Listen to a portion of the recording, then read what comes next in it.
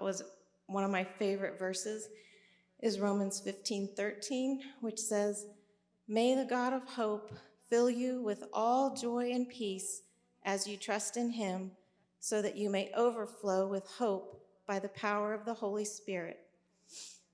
And I found myself coming back to this verse frequently over the last 6 months. We moved here in March, looking forward to joining the church and becoming a part of the camp family, and that was right when it shut down, and it was a long, kind of lonely 6 months, and the trials and challenges of this, provided a lot of opportunity for the opposite of joy and peace, which was more like uh, frustration and, um, loneliness, whatever.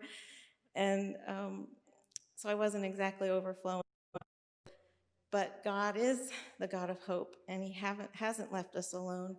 We have the power of the Holy Spirit working in us, bringing about that change and transformation, having hope in God and in his word. And it's just kind of a resolution, like Pastor Alex said, that today was the day that we actually got to become members of the church family, and that hope resolution. Thank you. Yeah, for me, when I was thinking about how hope's affected me, I was thinking about all that's happened this past year, this crazy year of 2020, between social unrest, um, evidences of racism, the election, COVID, all those types of things. And, it kind of overwhelm you and just bring you down. And the hope I just come back to is that God is not unaware of what's going on. God is not unaware of hurts, sufferings, and wrongdoings. And so, he is sad also to see these type of things, but there is evil in the world, and that affects us and saddens him.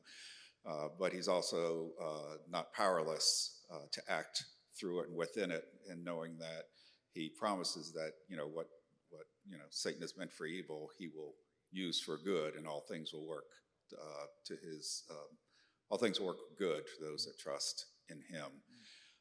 And then ultimately, my third thought about it was right along what Pastor Alex was teaching this morning, is that our ultimate hope is that this, as awful and weird as it seems, is momentary afflictions and trials in the light of eternity, that all evil will be done away with, all sadness and sorrow will be done away with, all injustice will be done away with, and that our hope is to be one day living without that. But until then, we of course strive to, as he says, bring God's kingdom on earth as it is in heaven. So, rather than being overcome by it, being able to see how God is working through it, in it, and not unaware of it, and that turning to the end of the story and knowing that, okay, one day all this will be done away with, is where I've been able to find my hope and get away from the anxiety that it can create.